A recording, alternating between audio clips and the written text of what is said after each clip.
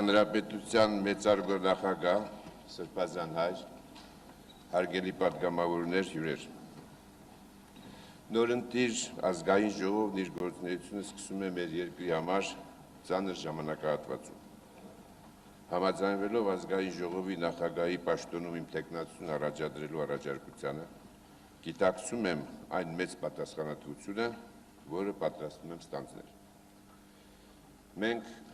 նախընտրական քարոզարշավի ժամանակ ունեցանք հանդիպումներ 100 հազարավոր ընտրողների բնակչության հետ եւ այս ամբիոնից ես ուզում եմ ասել, որ այն խոսքը, որ ասացի, որ գիտակցում եմ այն ծանր պատասխանատվությունը, որ կրելու եմ ազգային ժողովի նախագահի պաշտոնում, ուզում եմ նույնը ասել մեր ընտրողներին, մեր ժողովրդին, որ իսկապես այն ինչ մենք տեսանք, այն դժվարությունները, այն ծառնկացությունը, որի մեջ գտնվում է մեր ժողովուրդը, դնում է բոլորիս վրա ծանր պատասխանատվություն, վիճակը շտկելու, մեր հայրենիքը ճգնաժամից դուրս բերելու եւ երկրի բարգավաճումը, ժողովրդի բարօրությունը ապահովելու համար։ Այսօր հասարակությունը նորընտիր խորհրդարանից առավել քան մեծ սպասելիքներ ունի եւ մեզանից յուրաքանչյուրի աշխատանքից է կախված, թե որքանով կհաջողվի արդարացնել ընտրողների հույսերը եւ վերականգնել ժողովրդի հավատը պետության հանդեպ, պետական մարմինների հանդեպ։ Մեր երկրում առաջին անգամ է ձևավորվել պրոֆեսիոնալ ազգային ժողով։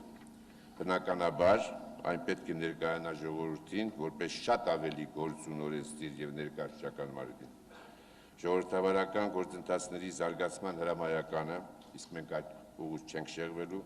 Հայաստանում թելադրում է որակապես նոր լիցք հաղորդել խորհրդարանի գործունեությանը։ Անհրաժեշտ է էապես բարձրացնել ազգային ժողովի դերը մեր պետության հասարակական, քաղաքական կյանքում, ինչպես նաև յուրաքանչյուր պատգամավորի պատասխանատվությունը ընտրողների առջև։ Մյուս կողմից հարկավոր է ազգային ժողովում ձևավորել փոխադարձ հանդուրժողականության մթնոլորտ,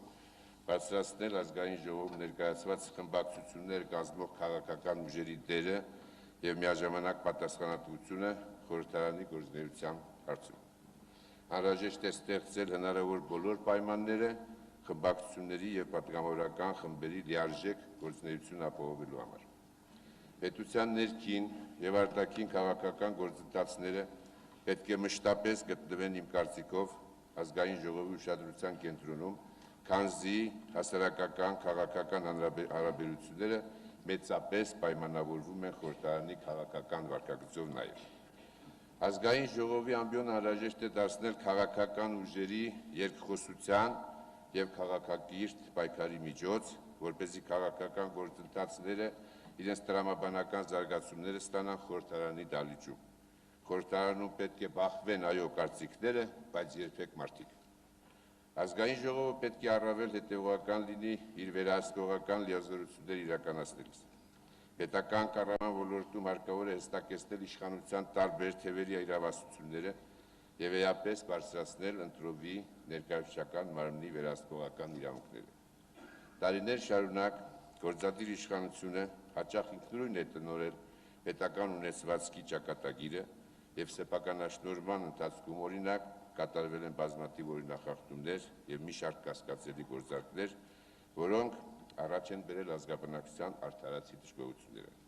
Նման դեպքերը բացառելու համար անհրաժեշտ է կառավարության գործունեությունը դարձնել ավելի թափանցիկ եւ հրապարակային, հետեւաբար նաեւ վերահսկելի